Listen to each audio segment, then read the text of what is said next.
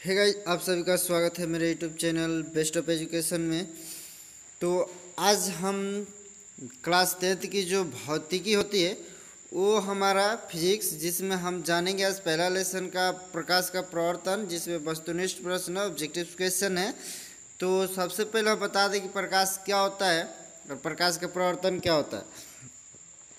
तो यहाँ पर हम देखेंगे कि परावर्तन का मतलब होता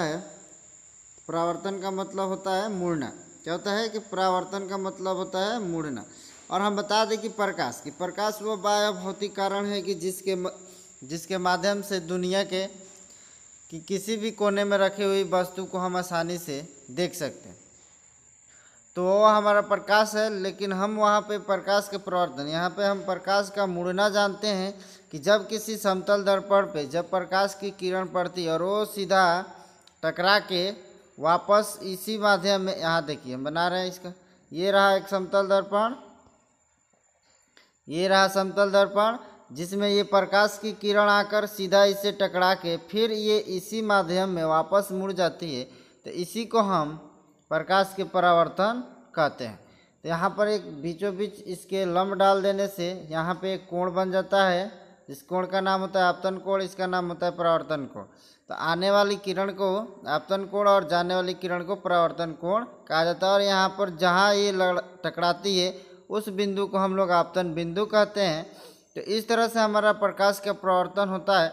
तो आइए हम सबसे पहले देखेंगे कि गोलीय दर्पण की फोकस दूरी और उसकी वक्रता त्रिज्या की, यानी ये क्वेश्चन है पहला ऑब्जेक्टिव का कि गोलीय दर्पण की फोकस दूरी और उसकी वक्रता त्रिज्या की। ऑप्शन क में है आधी होती है, ऑप्शन ख में है 2 गुनी होती है, ऑप्शन ग में है 3 गुनी होती है और ऑप्शन घ में है कि चौथाई होती है।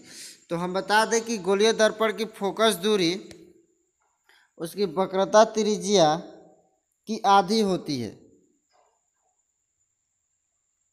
क्या होती है? आधी होती है। यहाँ पर हमारा देखिए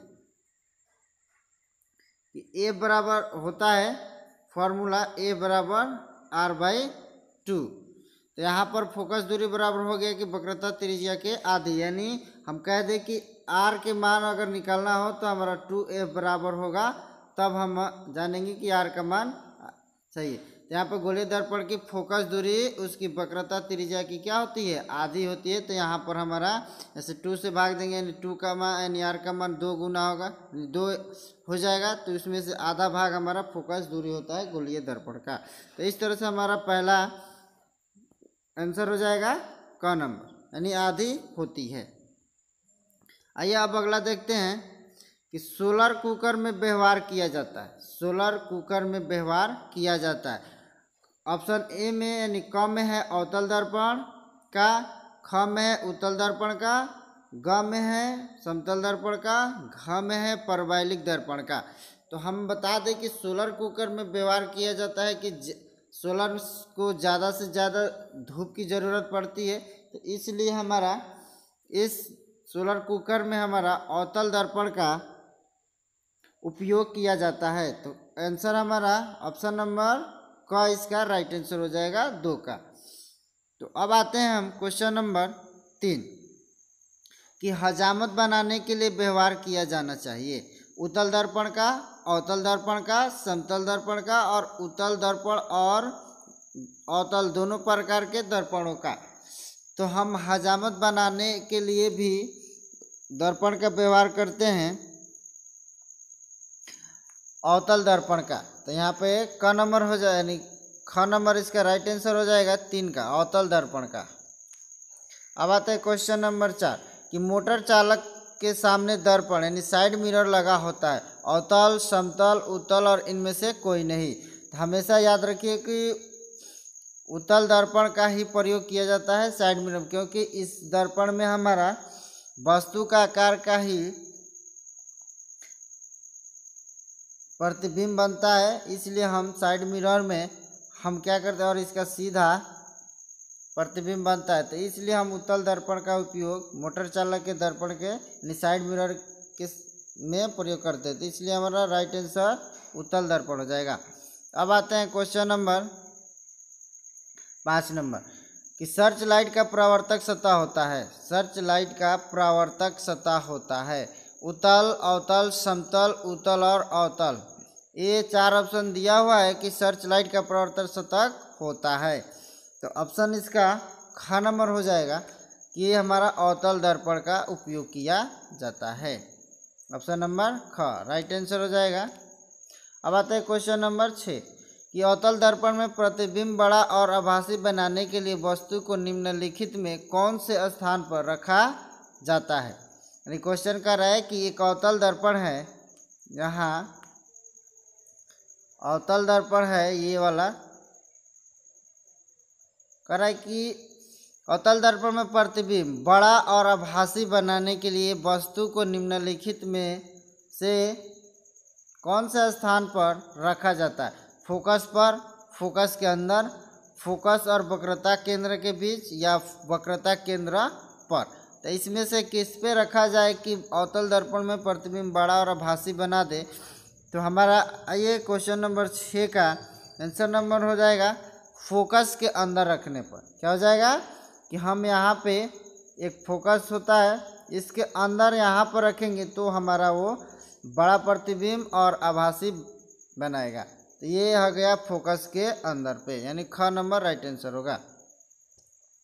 अब आते हैं क्वेश्चन नंबर 7 कि दाढ़ी बनाने के लिए उपयुक्त गोलीय दर्पण में सीधा प्रतिबिंब प्राप्त करने के लिए चेहरे को रखना चाहिए दर्पण के वक्रता केंद्र पर, दर्पण के वक्रता केंद्र के बाहर, दर्पण के वक्रता केंद्र और मुख्य फोकस के बीच, या दर्पण के मुख्य फोकस और ध्रुव के बीच रखा जाना चाहिए ताकि चेहरा साफ दिखाई दे। तो आइए क्वेश्चन नंबर 7 का देखते हैं कि इसका राइट आंसर हो जाएगा घ, यानी दर्पण के मुख्य फोकस और ध्रुव के बीच रखा जाना चाहिए। तो ये हमारा 7 का राइट आंसर घ हो जाएगा। आइए अगला क्वेश्चन देखते हैं कि जिन वस्तुओं से स्वयं प्रकाश उत्सर्जित होते हैं उन्हें कहते हैं प्रदीप्त वस्तु, अदीप्त वस्तु, आत्मदीप्त वस्तु, इनमें से कोई नहीं। हमने जिन वस्तुओं से स्वयं प्रकाश उत्सर्जित होते हैं उन्हें हम क्या कहते हैं। यहाँ पर हम जानते हैं कि उसमें हमारा हो जाएगा आत्मदीप्त, यानी स्वयं का मतलब हो गया आत्मदीप्त, इसलिए हमारा राइट आंसर ग हो जाएगा आत्मदीप्त वस्तु। अब देखेंगे अगला क्वेश्चन कि प्रकाश की किरण गमन करती है। तो याद रखेंगे कि हमेशा हमारा सीधी रेखा में, टेढ़ी रेखा में, किसी भी दिशा में या उपयुक्त सभी होगा नहीं। तो हमेशा याद रखेंगे प्रकाश हमेशा सीधी रेखा में गमन करती है। ये रहा सीधी गमन, तो ये रहा हमारा 9 का राइट आंसर क नंबर हो जाएगा। तो अगला क्वेश्चन देखते हैं कि समतल दर्पण में आपतन कोण परावर्तन कोण के बराबर नहीं होता है। आपतन कोण परावर्तन कोण के बराबर होता है, या ग नंबर में कि आपतन कोण परावर्तन कोण से बड़ा होता है, या आपतन कोण परावर्तन कोण से छोटा होता है। तो ये देखिए क्वेश्चन नंबर 10 का राइट आंसर क्या हो जाएगा कि हमेशा याद रखेंगे कि आपतन कोण बराबर क्या होता है, परावर्तन कोण होता है। तो आपतन कोण परावर्तन कोण के बराबर होता है। तो इसका राइट आंसर हमारा ख नंबर हो जाएगा कि आपतन कोण बराबर परावर्तन कोण के बराबर होता है। तो यहाँ पे ख नंबर राइट आंसर हो जाएगा। जैसे कि यहाँ पर देखेंगे कि कोण आई बराबर होता है कोण आर होता है, ये वाला। तो इसका राइट आंसर हो जाएगा कि आपतन कोण परावर्तन कोण के बराबर होता है। आइए अब देखते हैं प्रकाश तरंग उदाहरण है ध्वनि तरंग का, विद्युत चुंबकीय तरंग का, या पराबैंगनी तरंग का, या पार्श्व तरंग का। तो ये हमारा प्रकाश तरंग का उदाहरण हो जाता है कि विद्युत चुंबकीय तरंग का हो जाएगा कि प्रकाश से हमारा विद्युत चुंबकीय तरंग भी उत्पन्न होता है। ये रहा क्वेश्चन नंबर 11 का राइट आंसर ख। अब आते हैं कि प्रकाश के परावर्तन का नियम सत्य है केवल समतल के लिए, केवल अवतल दर्पण के लिए, केवल उत्तल दर्पण के लिए, या तो सभी परावर्तक सतह के लिए। कहने का मतलब कि प्रकाश का जो परावर्तन नियम होता है किसके लिए सत्य होता है, तो केवल दर्पण समतल दर्पण या तो केवल अवतल दर्पण के लिए, केवल उत्तल दर्पण के लिए, सभी परावर्तक सतह के लिए। तो हमारा राइट आंसर हो जाएगा कि सभी परावर्तक सतह के लिए हमारा सत्य होता है प्रकाश का परावर्तन नियम। अब आइए हम क्वेश्चन नंबर, आपतित किरण और अभिलंब के बीच के कोण को क्या कहते हैं। तो यहाँ पर देखें हम बना रहे हैं ये रहा हमारा प्रकाश का परावर्तन, ये रहा अभिलंब। तो ये रहा कोण और ये रहा कोण आई, ये रहा कोण आर, ये रहा आई कोण और ये रहा आर कोण। तो इसको हम लोग आपतन कोण बोलते हैं, इस वाले को, और इसको बोलते हैं परावर्तन कोण। तो अब देखेंगे करेंगे आपतित किरण। तो ये रहा आपतित किरण और अभिलंब के बीच को कौन सा कोण कहते हैं। तो ये और इसके बीच जो कोण बनता है उसे हम क्या कहते हैं, तो आपतन कोण कहते हैं। तो इसका राइट आंसर हो जाएगा आपतन कोण, यानी ख नंबर। चलिए अब देखते हैं क्वेश्चन नंबर 14 कि परावर्तन के नियम से आपतन कोण आई बराबर परावर्तन कोण आर, परावर्तन कोण बराबर अपवर्तन कोण। ग नंबर है कि आपतन कोण बराबर विचलन कोण या परावर्तन कोण बराबर क्रांतिक कोण। तो ये हमारा इसका परावर्तन के नियम से हम जानते हैं कि कोण आई इक्वल क्या होता है, कोण आर होता है, यानी आपतन कोण बराबर क्या हो जाएगा, परावर्तन कोण। इसलिए 14 का राइट आंसर हो जाएगा क। तो आइए अब हम देखते हैं क्वेश्चन नंबर 15 कि निर्वात में प्रकाश की चाल होती है, यानी हवा में क्या होती है, यानी वैक्यूम जिसको बोलते हैं। कह रहा है कि हवा में जहाँ पे हम लोग खाली स्थान रहते हैं वहाँ पे प्रकाश की चाल होती है। पहला दिया 3 × 10⁸ मीटर पर सेकेंड, या 3 × 8 सेंटीमीटर पर सेकेंड, या 3 × 10⁸ किलोमीटर पर सेकेंड, या 3 × 10⁸ mm पर सेकेंड होता है। तो इसका राइट आंसर हमारा हो जाएगा कि 3 × 10⁸ मीटर पर सेकेंड हमारा प्रकाश, यानी निर्वात में प्रकाश की चाल होती है। तो राइट आंसर इसका क नंबर हो जाएगा। अब आते हैं क्वेश्चन नंबर 16 कि समतल दर्पण द्वारा प्रतिबिंब हमेशा क्या होता है, वास्तविक होता है या काल्पनिक होता है, या कभी वास्तविक तो कभी काल्पनिक, या तो हमारा घ नंबर ऑप्शन है कि औंधा हुआ होता है। तो ऑप्शन हमारा तो हम इसका वीडियो पहले बना चुके हैं। इस समतल दर्पण द्वारा प्रतिबिंब या अवतल द्वारा जो भी हमारा प्रतिबिंब बनता है उसका वीडियो हम लोग बना चुके हैं। तो अब हम इसका समतल दर्पण द्वारा प्रतिबिंब हमेशा होता है काल्पनिक होता है।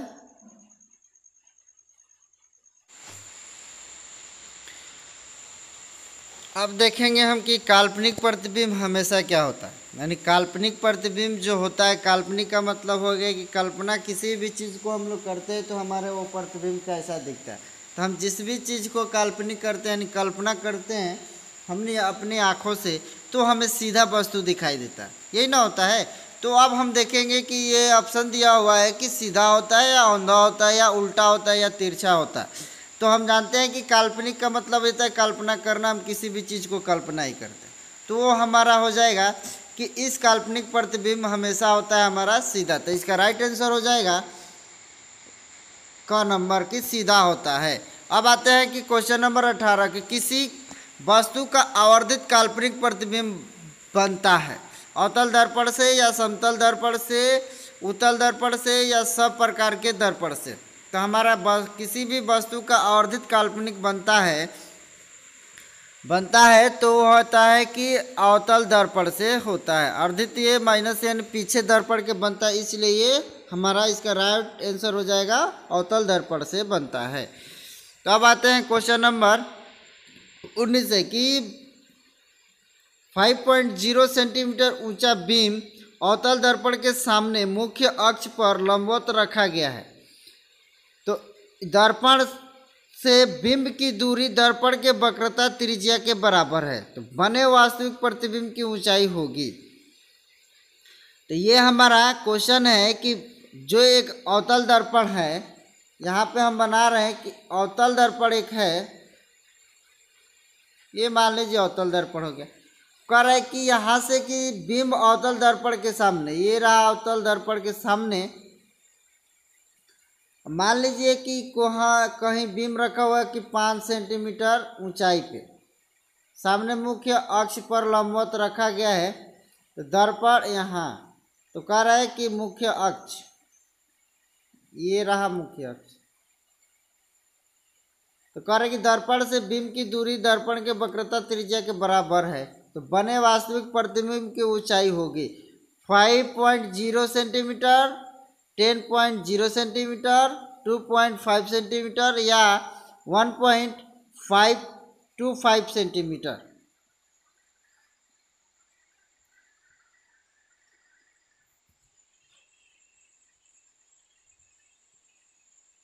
तो इसका राइट आंसर हो जाएगा क नंबर है 5.0 सेंटीमीटर ही होगा। इसका राइट आंसर हो जाएगा 5.0 ही सेंटीमीटर।